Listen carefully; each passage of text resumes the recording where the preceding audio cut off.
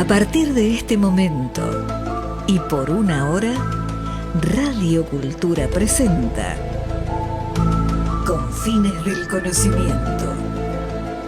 Un programa creado, dirigido y conducido por el doctor Antonio Las Heras.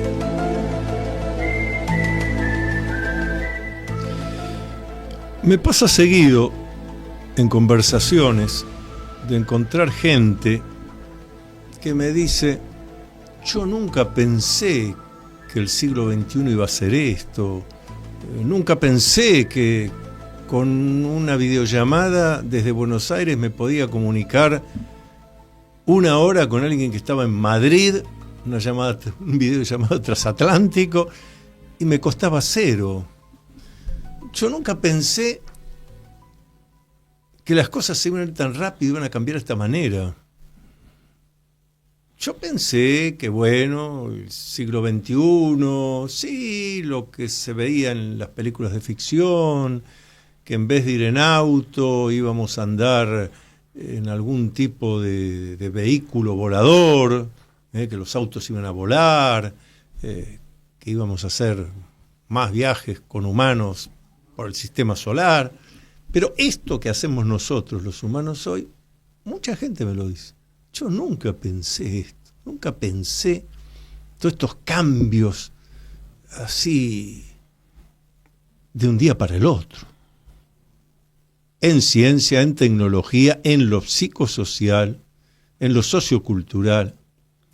Y cuando me dicen esto, nunca pensé cómo me hubiera imaginado tal cosa, yo enseguida les respondo: bueno, no lo pensaste, imaginaste otras cosas porque no te informaste lo suficiente. Hubo una cantidad de investigadores, de estudiosos, que anunciaron todo lo que está pasando, tal como está pasando, y hasta anunciaron un poco más. Bueno, me lo traje aquí, lo tengo de mis juventudes. 1974, Alvin Toffler publica El shock del futuro. No es un librito, son cientos de páginas escritas en tipografía bien pequeña. Y aquí Alvin Toffler se ocupa de cómo va a ser la sociedad, cómo va a ser la familia, cómo va a afectar este hecho de que tenemos más expectativa de vida en buenas condiciones. Cómo eso, fíjense, él ya estudia cómo eso va a actuar de alguna manera en la idea del matrimonio que era para toda la vida, ¿no? Lo que Dios une no lo desune el hombre. Y sin embargo Toffler ya anuncia y dice: esto va a ser que lo que entendemos por matrimonio, vuelvo a decir, publicado en 1974, o sea que lo escribió entre 1972 y 1973. Miren si ha pasado tiempo, 50 años, medio siglo. Y él está diciendo eso, el matrimonio se va a convertir en una cosa más libre, etc. Edward de Bono, yo he tenido la posibilidad de ser alumno de Alvin Toffler y también de Edward de Bono. Y Edward de Bono, además de sus libros, lo primero que nos enseñaba en sus clases, que estaban metodológicamente ordenadas, era: a partir del siglo XXI, la persona va a tener, cualquier persona, se dedique a lo que se dedique, va a tener que aprender a aprender, desaprender y reaprender continuamente a lo largo de su vida. Fíjense el concepto: aprender, desaprender y reaprender. Cantidad de veces a lo largo de su vida. No es solo el concepto de aprendí esto y gracias a que aprendí esto ahora aprendo esto otro, fui a la primaria me permite ir a la secundaria a la universidad, de ahí al posgrado, pero estoy haciendo un edificio de varios pisos gracias a los cimientos que... No. Lo que Edward de Bono nos enseñaba es: usted va a tener que aprender, desaprender y reaprender, o sea, aprender algo nuevo. Eso se ve muy bien con toda la tecnología hoy en día. El que nos dice: no tengo un WhatsApp. Está en un problema para comunicarse. Es que tengo que ir al banco a hacer un trámite, tengo que hacerlo no por la ventanilla donde hay un ser humano, sino poniendo una tarjeta. Aprender, desaprender y reaprender. Y también había un trabajo, en aquella época no se mandaba, no había computadoras para el público en general. Es un trabajo que fue publicado, muy voluminoso. No sé, desconozco si está en castellano, en inglés sí, porque hecho por la Rand Corporation. Y es un estudio de la Rand Corporation diciendo cómo iba a ser el mundo después del año 2000. En realidad el 2001, porque el siglo comienza en el 2001. Y ahí dice algo interesantísimo, en la misma línea de lo de Edward de Bono, pero mucho más intenso. Dice, en el siglo XXI, la gente va a tener que cambiar de actividad, de profesión, varias veces a lo largo de su vida, y da un ejemplo para que no haya dudas de lo que están diciendo. Puede ser que usted se haya recibido de médico, que durante años sea médico y después tenga que dedicarse a ingeniero atómico. Ese es el ejemplo que da. Algo en aquellos tiempos impensado completamente, pero si hablamos de años 70, me recibía de algo, ejercía eso, me jubilaba de eso, toda la vida había hecho lo mismo, algún curso de actualización. Pero ya nos estaba anunciando ese informe de la Rand Corporation que esto para después del 2001 no iba a ser más así. Uno iba a tener que tener capacidad, flexibilidad, para ahora me ocupo de esto, me ocupo de aquello, dejo esto. Lo de aprendo, desaprendo y vuelvo a aprender. Bien. Y para sintetizar, como colofón, algo que los que estudiábamos esto en aquella época, en la universidad tuvimos buenos profesores que nos pusieron alerta de todo esto. En uno de los informes decía que el siglo XXI iba a ser tan llamativo públicamente porque la gente iba a ir caminando y iba a dar la impresión de que hablaba sola, de que la persona iba a ir en la calle hablando sola, pero que no es que estaba hablando sola, sino que tenía una comunicación inalámbrica pequeña puesta por la cual podía oír y hablar como con un teléfono de aquella época, pero que iba a ser algo casi incrustado en uno mismo. Leíamos esto y nos reíamos, decíamos, imagínate la gente caminando sola, hablando. Hoy eso ocurre y lo vemos. Así que fíjense todo lo que está pasando, cómo fue anunciado con precisión, con claridad, el que dice yo no sabía esto, bueno, no se informó lo necesario. Pero ahora estamos en 2025. ¿Quiénes son los que se ocupan hoy en día? ¿Quiénes son los Alvin Toffler, los Edward de Bono hoy en día que nos están anunciando, señores, esto es así, viene esto, prepárense para aquello? ¿Quiénes son? ¿Dónde están? Bueno, uno de ellos es argentino. Es el doctor Jorge Giorno, ha escrito este libro, El contrato urbano, se los recomiendo muy especialmente, porque son pocas páginas, pero es tan preciso y concreto. Yo para iniciar, y después presento a nuestro invitado, voy a leer un poco del prólogo. Claro, para escribir esto hay que ser un poco filósofo, un poco psicólogo social, sociólogo, político, entender lo que es la polis, bien entendido lo que se entiende por política, para entender cómo es la conducta humana. Así que les leo. El hombre ha nacido libre y en todas partes se encuentra encadenado.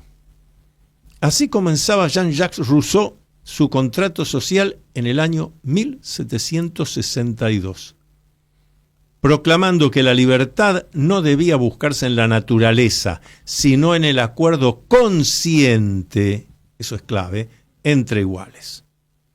Rousseau fundó allí una nueva forma de pensar la legitimidad política, no basada en la fuerza, o en el linaje, o en la costumbre, sino en la voluntad general de una comunidad capaz de darse a sí misma sus leyes.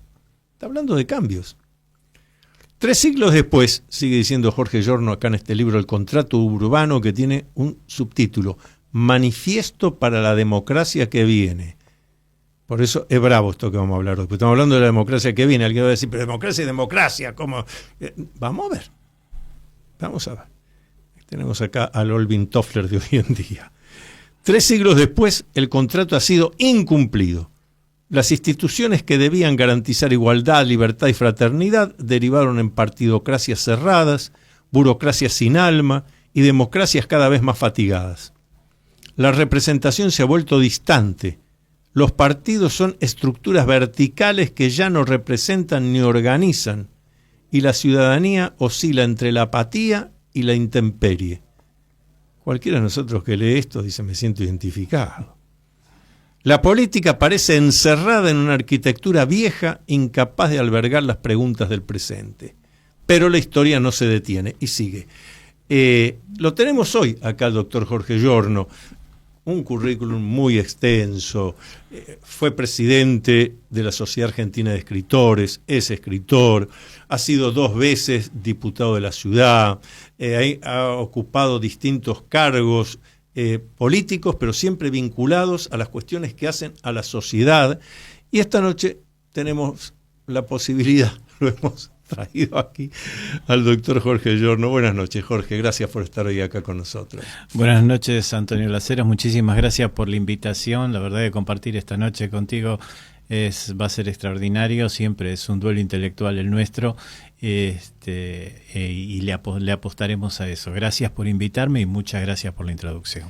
Es que la introducción, como te dije previamente, presta atención a lo que voy a decir porque no tiene nada que ver con amistad ni con nada. Estoy diciendo exactamente lo que pienso y soy capaz de defender esto que pienso, pero lo estoy fundamentando.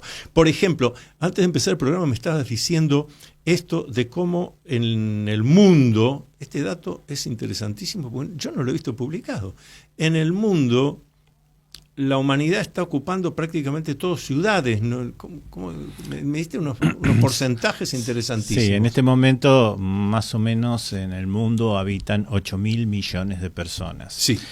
Uno de los últimos informes de Naciones Unidas nos dice que entre el 60 y el 70% de la población mundial vive en los centros urbanos. 60-70%. Sí. Eso quiere decir que de los 8.000 millones, 5.000 millones de personas en este momento ocupan el 4% de la superficie del planeta.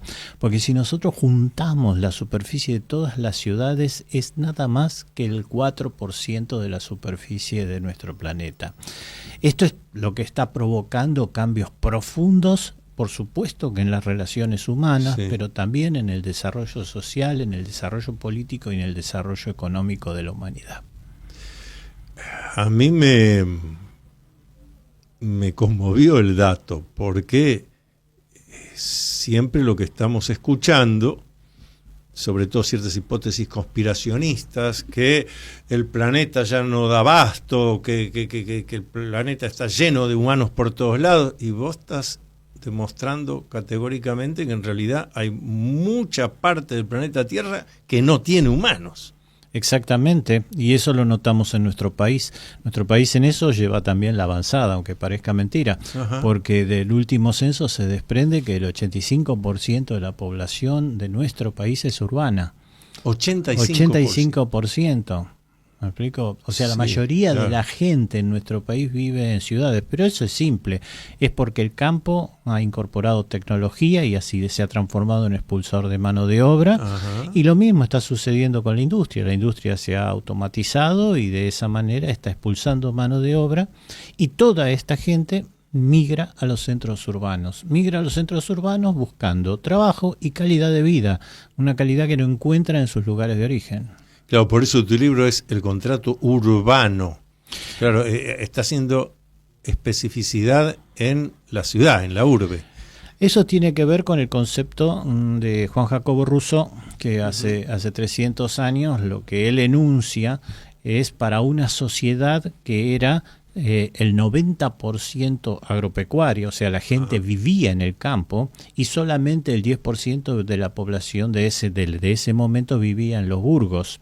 Y además era una población tremendamente desconectada unos de otros. Las informaciones circulaban de una manera muy lenta y eso es lo que obligaba para tener toma de decisiones a buscar representatividad para poder llevar adelante los buenos gobiernos. Esto es lo que propone Rousseau.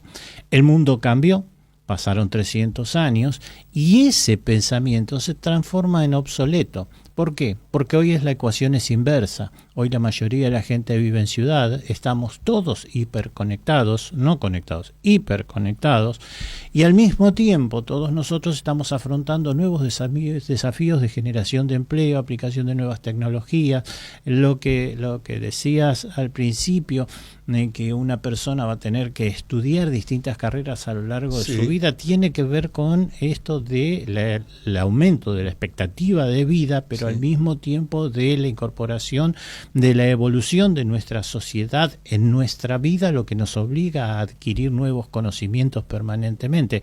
Eso genera trabajo, genera empleo y al mismo tiempo genera mayor calidad en la toma individual de decisiones de cada uno de nosotros, transformando en obsoleta la delegación y al mismo tiempo llevándonos a recuperar el concepto de democracia directa que tenían los griegos. Vamos a hacer la primera pausa del programa y seguimos dialogando con el doctor Jorge Giorno sobre este nuevo contrato urbano. Presten atención porque en lo que nos hemos metido es en entender cómo está la sociedad hoy y hacia dónde vamos. Por eso es tan importante esto. Hacemos primera pausa y seguimos. Todas las actividades del doctor Antonio Las Heras, investigaciones, cursos, libros publicados, conferencias, están en su web www.antoniolaceras.com. Entonces, recuerda visitar www.antoniolaceras.com.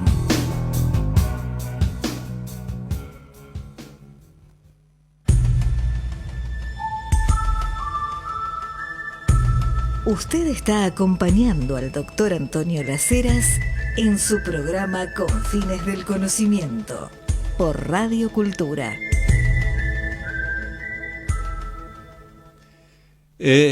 Seguimos dialogando aquí con el doctor Jorge Giorno, pero tengo interés en leer un poquito más del prólogo de este libro, El contrato urbano, manifiesto para la democracia que viene. Esa democracia que viene me llama mucho la atención.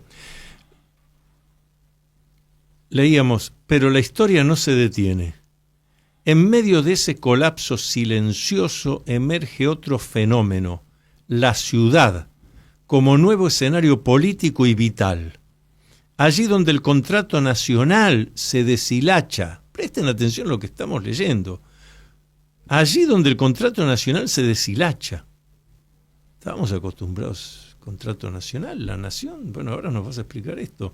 Lo urbano se vuelve espacio de invención, refugio, conflicto y creación.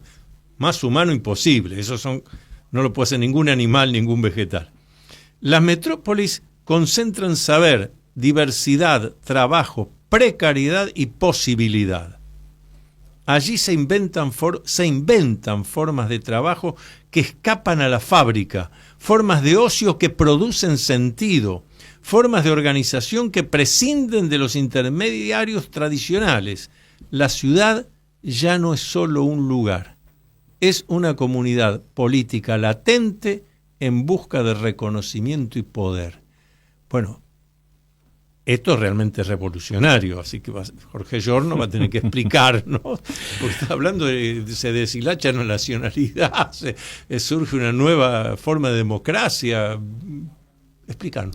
No, es que es así, es lo que está aconteciendo. El poder de los centros urbanos está transformándose en función de dos factores esenciales. Uno es la generación de trabajo y empleo. O sea, la gente vive y sobrevive en los centros urbanos. Y el otro es el desarrollo de las comunicaciones, que, como decía antes, ha modificado el sistema de toma de decisiones, y esto es lo que tiene que ir modificando también la relación entre los gobernantes y los gobernados, que tiene que ser muchísimo más dinámica a la que nosotros estamos acostumbrados o a la que nos acostumbró el siglo pasado. Yo doy siempre un ejemplo clarito de lo que sucedió a fines del siglo pasado en la ciudad de Arbor, en Europa, donde se reunieron las 200 principales ciudades europeas y se propusieron una carta de sostenibilidad de las propias ciudades. Y empezaba diciendo: nosotras, las ciudades, que hemos sido custodios de las tradiciones, de la cultura, de la moral, de nuestros habitantes y de nuestras comunidades, que hemos sobrevivido a imperios, a guerras y a repúblicas, nos proponemos. Y a partir de allí surgieron las bases fundamentales de lo que hoy conocemos como la Unión Europea. Tan fuerte fue la proclama de Arbor que en la Constitución Europea, tanto para entrar como para salir de la Unión Europea, no se impuso la decisión de las naciones, sino que se impuso el plebiscito, es decir, la consulta popular, la consulta a la gente. ¿Por qué? Porque la mayoría de la gente ya estaba viviendo en ciudades. Claro, entonces es el Brexit de el Brexit, Bretaña, claro. o la incorporación a través de los plebiscitos que se están haciendo en países del norte europeo, que ha provocado estos conflictos con Rusia. Claro. Bien. Todo esto surge de plebiscito, o sea, la decisión de la población. ¿Y la población dónde está viviendo? En ciudades. Entonces pasa a ser el poder de las ciudades. Hoy las ciudades pasan a tener un poder mucho mayor. Antes la economía se generaba de las naciones, las políticas de trabajo salían de las naciones, y hoy eso ya es obsoleto. Por eso decimos que hay un nuevo régimen que tenemos que discutir. Pero yendo más allá, y algo que también, Antonio, has dicho al principio del programa, en esta noche tan maravillosa, donde podemos hablar de futuro, es que a finales de la década del 60, nosotros a mediados de la década del 60, cuando el hombre llega a la Luna, todos empezamos a imaginar que el cambio de era hacia la era espacial. Claro. Es decir, la prolongación de los territorios de la humanidad, a otros planetas, a otros lugares, o sea, expansión territorial. Sin embargo, llegó el siglo XXI, eso no sucedió, la carrera espacial fue abandonada, recién ahora incipientemente se empieza a recuperar un poquito, poniendo una pequeña visión sobre Marte. Pero ¿eso qué nos muestra? Que el cambio de era, en realidad, se está dando hacia el área de las comunicaciones. Nosotros vamos a la era de las comunicaciones, no a la era espacial como se pensaba a fines del siglo pasado. Y eso marca una diferencia fundamental en el concepto, porque como bien decías, y Toffler y otros pensadores imaginaban hace muchos años con respecto al uso de un teléfono celular y de una persona hablando sola en la calle, hoy podemos intercomunicarnos todos nosotros. Las distancias han sido vencidas por las comunicaciones, y al estar vencidas por las comunicaciones, las distancias, lo que han ido desapareciendo son las fronteras. Y ahí es cuando entran en crisis las naciones, porque la comunicación permite, por ejemplo, que más allá de las Naciones Unidas se cree una organización a nivel mundial llamada Ciudades y Gobiernos Locales Unidos. Eso existe. Sí, 3.000 ciudades que están en red trabajando, pensando en el futuro de la humanidad y el desarrollo de la humanidad.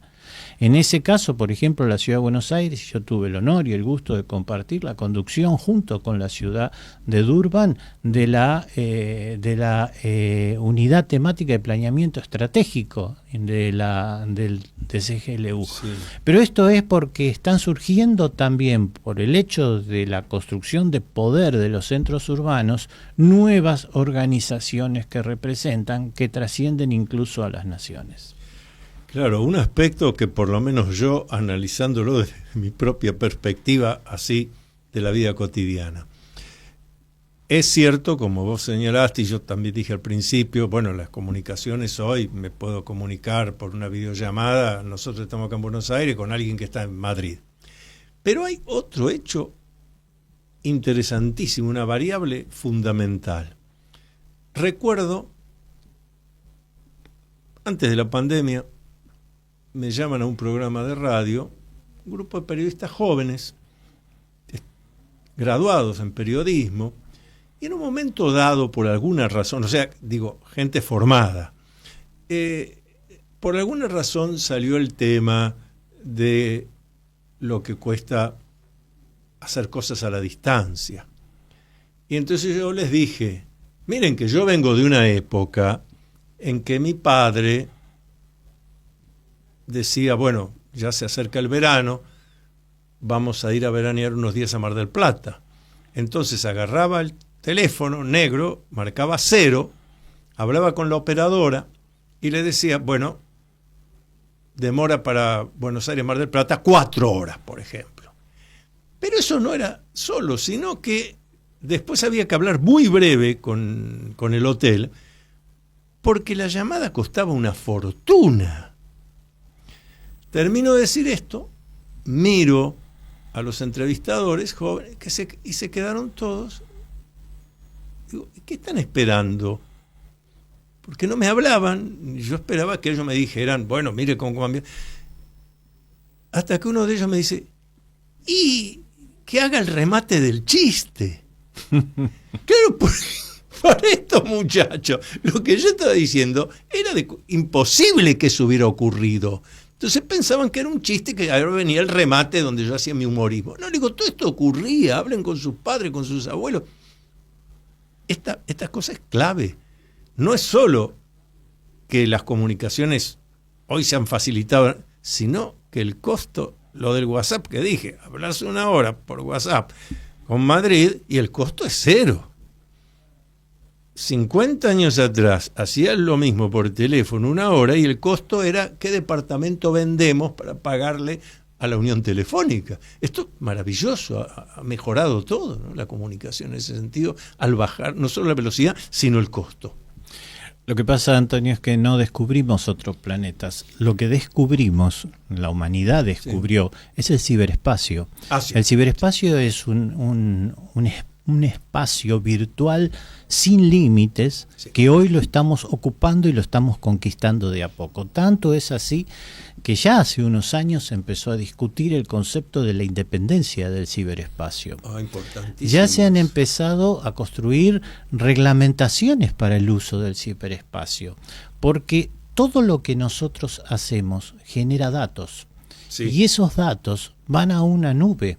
Y esos datos generan tendencia y esos datos permiten que otros también tomen decisiones por nosotros de qué es lo que nos acercan o no nos acercan en el mundo digital. Y todas estas cosas lo que nos llevan es a un nuevo desafío en la calidad de legislación, en la calidad de relación con los centros de poder, hasta en la colegiación de los propios colegios profesionales, hasta dónde van a estar las incumbencias, o sea, todo lo que va a ir apareciendo de acá en adelante. Es el gran desafío que tenemos, conquistar el ciberespacio. Eso nos lleva a otro dato importante que también vos lo señalás, pero que es clave. Gente como los que estamos aquí en el programa de radio, hoy haciendo la radio, por la edad cronológica que tenemos, nosotros ya hemos recibido más estímulos externos, gracias al ciberespacio, que todos los estímulos externos que recibió la humanidad desde que salió de la caverna. Hay trabajos hechos sobre esto, porque claro, en un solo día recibimos más estímulos externos que nuestro abuelo durante 5 años. Y un control que hay, que es lo que vos estás señalando, y eso hay que estar alerta. Me hiciste acordar otra anécdota. Me pongo a escribir un artículo sobre una región en particular de la India. Y tuve que meterme en Google para buscar ciertos datos. Bueno, muy bien. Escribo el artículo.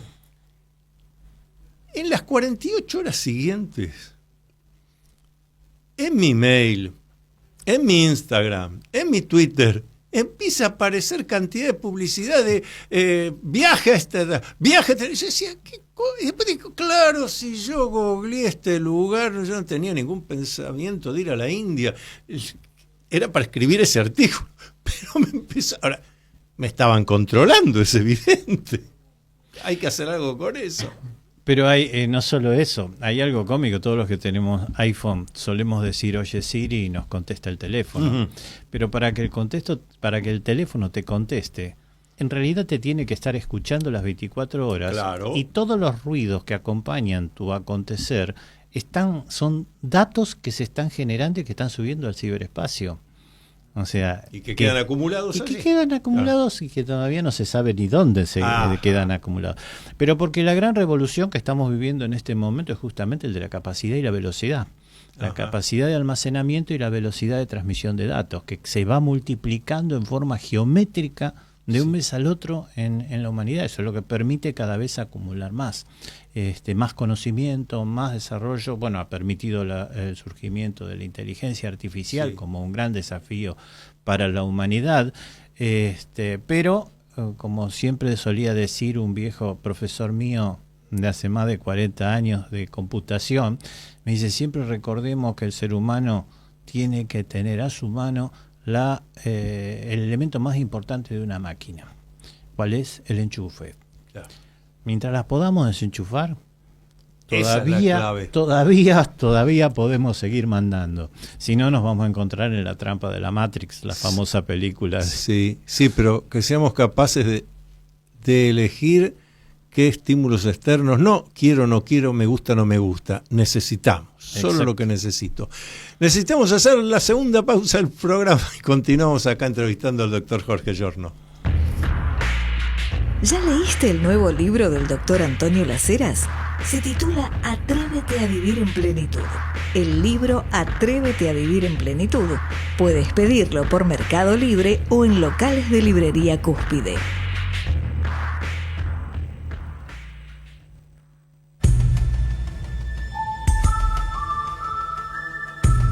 Usted está acompañando al doctor Antonio Las Heras en su programa Con Fines del Conocimiento por Radio Cultura.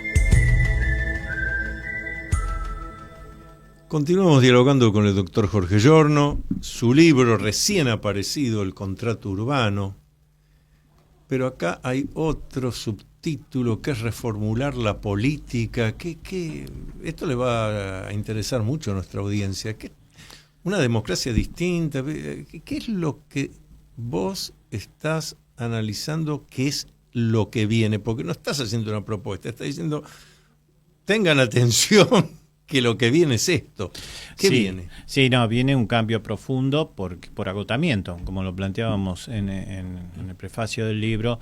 Realmente pensar en un mundo tan hiperconectado, con saltos de 2 y 4 años para elegir nuestros representantes, es estar siempre atrás de los problemas y no ponernos delante de los problemas.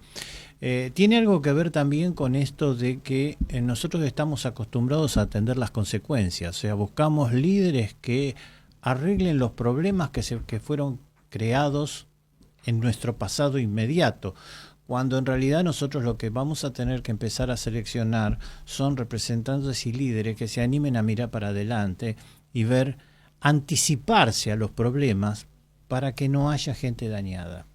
Cuando nosotros planteábamos el tema de la incorporación de la automatización en nuestras industrias y la expulsión de mano de obra, que sucedió en la Argentina en la década del 90, la consecuencia de la incorporación de esas nuevas tecnologías y del sistema económico de integración al mundo fue una gran cantidad de gente desocupada. Cuando en realidad en otros países no sucedió eso, porque tuvieron dirigentes que se anticiparon y capacitaron a la gente que iban a tener que despedir para buscar los nuevos empleos y las nuevas oportunidades de negocio. Entonces no tuvieron el bache de la desocupación. Y cuando estamos hablando del bache de la desocupación, estamos hablando de una generación que de golpe ve su futuro destruido. Nosotros hoy en Argentina estamos viviendo ese problema. Tenemos generaciones que tienen su futuro destruido por falta de visión estadística de nuestros políticos. Entonces la nueva democracia tiene que ser eso, pensadores de futuro. los nuevos congresos de nuestra democracia tienen que nuclear a las personas que se animen a pensar el futuro y a anticiparse a los acontecimientos. Y por el otro lado, ejecutores cotidianos, como serían los gobernantes, que empiecen a trabajar en nuestro presente. Claro, pero dicho así es óptimo, pero lo primero que se me ocurre es, sí, pero esos gobernantes entonces tienen que estar capacitados, entrenados en todos estos conocimientos que vemos acá en tu libro, en el Contrato Urbano, para entender lo que viene, porque no cualquiera está capacitado para eso. Y si tengo que gobernar, tengo que tener a mi alrededor y yo mismo, claro, este criterio. Venimos de eso, para cambiarlo, vamos para allá, requiere todo un entrenamiento mental. Es una revolución cultural que necesita la Argentina. Ahí está esa palabra, revolución cultural. Es una revolución cultural. Correcto. Mira, hay una frase que acuñó Sarmiento cuando llegó como presidente. Él lo primero que encaró fue un censo para saber cómo estaba. Y se dio cuenta cuál era el principal problema que tenía la Argentina, era el analfabetismo. Sí. Y él no salió a decir debemos elegir buenas personas, sino decir necesitamos educar al soberano, porque el soberano es la gente. Bueno, esa es una frase clave de Sarmiento. Hoy nosotros tenemos que reeducar al soberano. Sí. Y esto es lo que nos pasa, incorporarlo a los nuevos sistemas culturales, porque nosotros todavía venimos con sistemas que son antiguos, que están fuera de foco, que no incluyen la digitalización, que no incluyen la informática, que no incluyen la dinámica de toma de decisiones. Yo les pongo un ejemplo. Miren lo que es el movimiento del dinero. Todos nosotros venimos acostumbrados, a aquellos que cobran un sueldo, a cobrarlo todos los meses, a aquellos que tienen un negocio, abrir su negocio, tomar el dinero, generar sus ingresos y esperar al día siguiente. Sin embargo, hay otro mundo, un mundo virtual, donde uno, con su teléfono, puede invertir el dinero a las 8 de la mañana o 10 de la mañana en la República Argentina, pero a las 6 de la tarde puede salirse de esa inversión e ir a una inversión en Oriente. Y de Oriente se puede ir a una inversión europea y después volver a hacerlo en la Argentina con el mismo dinero, sin movernos de acá de nuestra ciudad. ¿Por qué? Porque vamos moviendo el dinero al ritmo en que se va moviendo el mundo alrededor del día y la noche. Y eso es un desafío extraordinario. No, porque eso también requiere un entrenamiento, alguien te tiene que enseñar. Es que esto es educar al soberano. Ahí está, claro. Vamos a la misma frase. Y la toma de decisiones políticas sucede exactamente igual. Ajá. Nosotros no podemos esperar a hoy a la mañana a ver qué pasaba en los mercados, porque ya ayer, después de las elecciones, estábamos viendo lo que estaba pasando con las criptomonedas y ya sabíamos y podíamos anticiparnos de lo que iba a pasar hoy con el valor del dólar, o mañana o pasado. Claro. Y estas son las cosas que tenemos que tener cuidado, porque ahí es donde tenemos que empezar a educar a la gente para que se mueva intelectualmente de una manera mucho más dinámica y más rápida. Sí, actualizado. Vuelvo a lo de Sarmiento.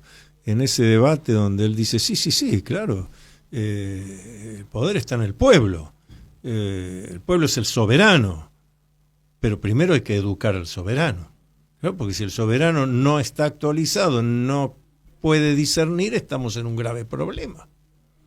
Por un lado tenemos un grave problema actualmente, pero también tenemos una gran ventaja, que los tenemos todos juntitos en las ciudades. Bueno, sí, ese tema es clave. Y ahora, ¿cómo pensás vos que va a ir fluyendo, no solo en la Argentina, hablamos de todo el mundo, con las ciudades? ¿Cuáles son los cambios que vos nos podés adelantar? Tengan cuidado porque lo que viene es esto. No, tengan cuidado, no, al contrario, yo imagino un futuro venturoso. Excelente. Yo lo que creo es que el hecho de que la humanidad haya virado hacia el sistema capitalista nos da un montón de probabilidades. Distinto sería si hubiéramos quedado entrampados o en la lucha entre los dos sistemas, el capitalismo y el comunismo, o en el propio comunismo o socialismo, que ha demostrado su ineficacia en la humanidad. El hecho de estar en el capitalismo nos pone en un lugar muy distinto lo que son las decisiones individuales y los emprendimientos privados, que muchas veces por ineptitud de las partes gobernantes, avanzan más rápido que los propios gobiernos. Uno de los ejemplos lo tenemos en la educación en nuestro país. La forma en que ha crecido la educación privada por sobre la educación pública es extraordinaria, pero al mismo tiempo es una educación que nos está permitiendo que nuestros hijos se incorporen al sistema mundial de conocimiento y de generación de trabajo y empleo, incluso a distancia. Hoy tenemos jóvenes nuestros recibidos en institutos privados que se encuentran trabajando en línea con Silicon Valley en Estados Unidos desde Parque Patricios, en empresas que se han radicado ahí. Pero eso tiene que ver con que se ha roto el dique de contención que ponía el sector público con su atraso y pudo avanzar el sector privado. Lo que tenemos que hacer es justamente en los próximos años incorporar al sector, porque la incorporación del sector público lo que nos garantiza es algo importante que está en nuestra Constitución, que es la igualdad de oportunidades. Es injusto que tengan las oportunidades aquellos que pueden pagar la actividad privada, para que la educación privada. Claro. Para que el sistema sea justo, lo que necesitamos es que cualquiera tenga acceso a los mismos tipos de educación. Estaba leyendo los mensajes que nos van llegando y hay 3 en la misma línea que dicen que interesantísimo lo que dice el doctor Giorno, muy bueno, pero que está haciendo hincapié en los jóvenes. Entonces, se nota que 3 personas que me han escrito, sí, acá algo dicen, así que personas mayores, dice, ¿qué hacemos nosotros? ¿Nos jubilamos? ¿Qué hacemos? No, la jubilación es algo anecdótico. Yo creo que si estamos hablando de una expectativa de vida en este momento, de 90 años promedio, exacto, lo que estamos pensando es que la gente va a seguir trabajando, va a seguir. Más porque sabemos que el sistema previsional está colapsado. El sistema previsional en nuestro país por lo menos es inviable. Está en crisis el sistema previsional en el mundo justamente por la expectativa de vida. Antes nos parecía mucho 30 años de aporte para poder tener 10, 15 años de sobrevida con una pensión, y hoy en día 30 años de aporte para mantener otros 30 años es una locura. En eso es en donde tenemos que empezar a pensar actividades que incluyan a la gente. Exactamente. ¿Cómo me entreno? ¿Cómo hago Pues los jóvenes hacen los cambios, pues es el planteo que hacen acá de lo que estás diciendo. Los jóvenes van a hacerlo así, pero nosotros que ya hemos llegado a esta edad avanzada y ahora nos encontramos con este mundo, ¿cómo nos reentrenamos? Bien hacer la pregunta. Algo que has dicho al principio y que tiene que ver con esto es el ejemplo de la medicina. Antes un médico se recibía y a partir de allí empezaba a hacer su prestación como médico y nunca más se actualizaba y se jubilaba de médico a los 60 años, 65 años. Hoy no, hoy tiene que estar estudiando permanentemente. Sí. Bueno, eso pasa en todas las profesiones y en todas las actividades. Ahora, cuando se da ese sistema de lo que nosotros llamamos educación permanente, lo que va sucediendo es que las personas que tienen experiencia se transforman en imprescindible para transmitir esa experiencia. Entonces, la educación y la capacitación es la fuente en la cual van a generarse los empleos que esta gente va a tener, para capacitar a los que vienen atrás en este camino evolutivo. Porque es un camino que vamos a transitar todos. Y esto se va dando en todas las áreas, no solo en los ámbitos profesionales, se va dando en las empresas. Hoy, quien piense construir una empresa para legársela a sus hijos está loco. Claro. ¿Por qué? Y porque la vida media de una empresa es de 10 a 15 años. Claro. O sea que cuando uno tiene éxito en una empresa, ya tiene que empezar a pensar la siguiente. ¿Cuál va a ser la próxima que hago? Y una vez que logró la próxima, tiene que empezar a pensar la siguiente, y cuando se da cuenta ya está en los 90 años. Claro. Entonces, ahí es donde nosotros tenemos el cambio fundamental. Se acaba esto de que yo me retiro. Eso por un lado. Ahora, si logramos generar un sistema de acumulación que permita, como sucede en algunos países del mundo, pagar buenas pensiones, entonces automáticamente la gente que cobra ese dinero es la que se transforma en consumidor. Y ahí es donde entra la industria del ocio. algo que se planteó hace muchísimos años, porque hasta se lo planteó Aristóteles, nosotros lo planteamos, lo planteo en el libro. Y el ocio creador. El ocio creador, no. Pero para poder dedicarse al ocio creador hay que tener tiempo para dedicarse, y no es una cuestión de voluntad solamente, hay que tener recursos para mantenerse, Sí, porque claro. nosotros no estamos todo el día con una sábana encima filosofando y comiendo alguna fruta, nosotros tenemos un gasto totalmente distinto. Entonces, en función de eso, el ocio se transforma en una de las principales industrias. Delors, un pensador francés, lo definió hace muchísimos años cuando dijo: uno de los nichos de generación de empleo para el futuro en los centros urbanos será la industria del ocio. O sea, todo lo que el hombre, todo el trabajo que se genera con lo que el hombre hace cuando no trabaja. Claro, eso genera trabajo. Eso también. genera trabajo. Vamos a hacer la última pausa del programa, seguimos dialogando con el doctor Jorge Giorno sobre el contrato urbano, los tiempos que vienen. How do you define normal? Seguramente escuchaste hablar mucho sobre masonería, pero ¿qué conoces realmente de los enigmas y misterios de la masonería? Descubrí todo sobre masonería leyendo el libro del doctor Antonio Las Heras titulado Masonería en la Argentina, Enigma, Secreto y Política. Masonería en la Argentina, Enigma, Secreto y Política está disponible en librerías Cúspide y por Mercado Libre.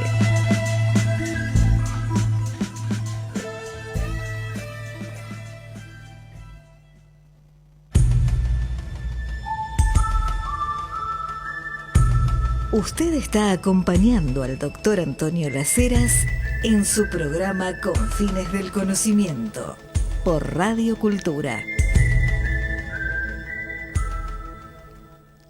Obviamente hoy también terminamos acá el programa, nos vamos tranquilos caminando, estamos cerca aquí en Radio Cultura, nos vamos caminando hasta el Club del Progreso Restaurant, Sarmiento 1334, porque es un lugar, bueno, Jorge Giorno lo conoce, el Club del Progreso también. Y se come muy bien. Bueno, y lo otro que suelo decir es que cuando estuvo la doctora Amelia Imbriano también destacó eso.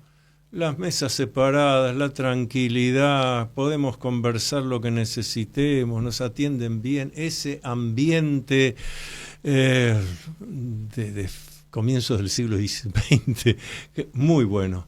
Pero yo digo Club del Progreso Restaurant porque termina el programa, vamos para allá, pero pueden desayunar, almorzar. Si van a ir a hacer la merienda, vayan sin almorzar, porque realmente es un almuerzo y merienda. Es excelente, es excelente. Y lo decimos porque la verdad estamos muy contentos y satisfechos. Ahí cerca del Obelisco, Sarmiento 1334, de lunes a lunes, sábado, domingo también. Bueno, estas cosas también tienen que ver con lo que ocurre en la ciudad, ¿no es cierto? Sí, claro. Como un lugar, estamos hablando del Club del Progreso, que está todavía allí la mesa donde le hicieron los últimos, intentaron reanimarlo a Leandro Alem cuando se suicidó pegándose un tiro, pero precisamente porque iba a cenar al Club del Progreso. En aquella época, un lugar de reunión de intelectuales. Hoy también es necesario encontrar espacios para que la gente pueda reunirse a conversar, pensar. ¿Cómo va eso en el contrato urbano que propones? Bueno, nosotros lo que proponemos es que empiezan a surgir nuevas ideas, nuevas usinas de pensamiento. El Club del Progreso es un ejemplo de lo que ha sido ello. Recordemos que en el bar del Club del Progreso es donde Alfonsín pergeñó su candidatura presidencial en plena época de la eso no dictadura. conocía. Claro. Con razón, él era socio del Club del Progreso. Era socio del Club del Progreso. El doctor Alfonsín. Sí. Y ahí fue donde comenzó. Y ahí fue donde comenzó una gesta que terminó con la presidencia de la Nación. Sí. Realmente son situaciones que uno tiene que siempre reivindicar, porque ahí es con donde van apareciendo las ideas. Yo no creo en la vanguardia iluminada. Correcto. O sea, la vanguardia iluminada es un concepto erróneo que utilizamos en la década del 70. Yo creo más en la generación de usinas de pensamiento, en en volver a armar lo que en algún tiempo fue el Bar La Paz, que ya no existe más, donde nos sentábamos a discutir política, a discutir el futuro y a discutir cómo podíamos hacerlo. Y donde, esto, escribí una nota que salió en la prensa también, donde el insulto, para los que no conocen, Bar La Paz estaba en la Avenida Corrientes, el lugar donde nos reuníamos justamente a discutir. Y el peor insulto que había no era mencionar a la madre, no. La forma de descalificar a otro era decir, mirarlo acá, supongamos que acá está tal Pedro, y entonces Pedro dice tal cosa, y entonces yo lo miro a Jorge y digo, ¿cómo se nota que Pedro no leyó a tal? Si no haber leído tal libro, tal otro, no haber leído lo último de Sartre, bueno, eso te descalificaba. Mira cuál era el insulto, ¿vos te acordás? Sí, claro que sí. Claro que sí, porque bueno, lo que se valorizaba justamente era la palabra escrita. Sí. Y cuando digo la palabra escrita no digo el libro impreso, que son dos cosas distintas. Hoy tenemos el acceso a través de los libros digitales a una biblioteca extraordinaria a nivel mundial, en el idioma español además, que es el idioma más rico que existe, con una variedad de pensamientos y una variedad de razonamientos de lo que va a ser el futuro, que es inconcebible que no lo consumamos. Resulta inconcebible hoy aislarse mirando tanta televisión, que ya es el pensamiento estático, y porque no es dinámico, es estático, y evitarnos el disfrutar un libro, el poder disfrutar de la palabra escrita, creo que es un error. Entonces estamos en el tema de la necesidad de generar grupos de pensamiento creativos. Sí, por supuesto, y que se animen a pensar el futuro. Volver a surgir las famosas peñas de pensamiento que nosotros creo que en eso somos precursores, porque buscamos hacerlo a través de los nuevos medios. Cuando yo estoy planteando lo de CGLU, por ejemplo, estamos hablando de 3.000 ciudades, pero no esperamos a reunirnos, nos reunimos en forma virtual. Claro, ya no hay necesidad de ver cuándo nos encontramos en tal punto del planeta. O, por ejemplo, el Club Político Argentino. El Club Político Argentino está integrado por más de 300 políticos de nuestro país que estamos interconectados a través de un sistema de mails donde todos nosotros escribimos nuestros pensamientos, publicamos nuestras notas, las comentamos entre nosotros, nos criticamos cuando es necesario, disentimos cuando no estamos de acuerdo, pero nos vamos nutriendo de una forma mucho más dinámica. Yo diariamente debo recibir entre 15 y 20 mails del Club Político Argentino, y como ellos existe a nivel América, Mercociudades. Mercociudades es una organización que, si bien cada tanto se reúne en forma física, se utiliza las redes para interconectarnos y para interconectar las distintas áreas de gobierno. Y eso es lo que tenemos que empezar a fomentar. Nosotros lo hacemos en el gobierno de la ciudad, por ejemplo, con el curso de estrategas urbanos. Ajá, es un curso. ¿Qué es eso? El curso de estrategas urbanos es un curso que dictamos desde la ciudad de Buenos Aires, donde nos contamos experiencias exitosas de gobierno e invitamos a otra gente de otros gobiernos para que también cuenten las suyas, además de las experiencias exitosas del gobierno de la ciudad. Pero lo hacemos en forma presencial, 200, 300 personas en forma presencial, pero al mismo tiempo en forma virtual. Entonces, a través del Zoom se llega nosotros lo difundimos y se llega a todo el mundo de habla hispana, y de golpe tenemos presentes entre 1.000 y 1.200 personas, de las cuales muchas son del exterior, muchas son del interior. Hay gente de España que escucha nuestros cursos y en forma digital recibe el certificado de asistencia. Eso además es gratuito. Totalmente gratuito. Además es con un costo mínimo que lo hacemos. ¿Me explico? Porque, como decías antes, hoy las comunicaciones son prácticamente gratuitas. Más allá del costo de la conexión, el resto es gratuito. Nos quedan 3 minutos, así que te voy a dejar aquí. El epílogo de tu libro dice El Pacto por Venir. El libro, El Contrato Urbano. Seguimos hablando del libro del doctor Jorge Giorno. El Pacto por Venir, ¿cómo lo definirías en 2 minutos? Sería una arrogancia de parte mía pensar que puedo escribir el próximo contrato urbano. Ujú. El próximo contrato urbano es el Pacto por Venir. Tenemos que discutirlo entre todos. Yo lo que estoy haciendo es un planteo de la necesidad de rediscutir el contrato social de Juan Jacobo Rousseau. Sí. De discutirlo de una manera positiva, además, para ver cómo lo adaptamos a un mundo totalmente diferente al cual en el cual el contrato social fue enunciado. Y eso es lo que va a generar el nuevo pacto urbano, que son las reglas que nos garanticen la libertad. Correcto. Porque recordemos que la libertad nunca puede ser consigna de un partido político, es decir, de una parte de la ciudad. La libertad es un patrimonio de todos. Es de lo humano. Es de nuestra naturaleza. Claro, nuestra naturaleza humana, está en la condición humana la búsqueda de Y libertad. nosotros lo que debemos pactar son los nuevos límites para garantizar la libertad de todos. Con el doctor Jorge Giorno hemos llegado con este tema tan, iba a decir actualizado, pero en realidad es este tema tan del futuro, el contrato urbano. Nosotros regresamos miércoles que viene, 20 horas, aquí por Radio Cultura. Le vamos a agradecer mucho a Leonardo Justi, equipo de técnico que tenemos dirigido por Leonardo, excelente, a Viviana del Río, que está haciendo la producción, hoy ayudada con la productora ejecutiva Sandra Venosa. Ah, muy bien. La hemos incorporado acá también en el programa. Muy bien, excelente. Excelente. Volvemos la semana que viene. Luminoso abrazo a todos y cada uno.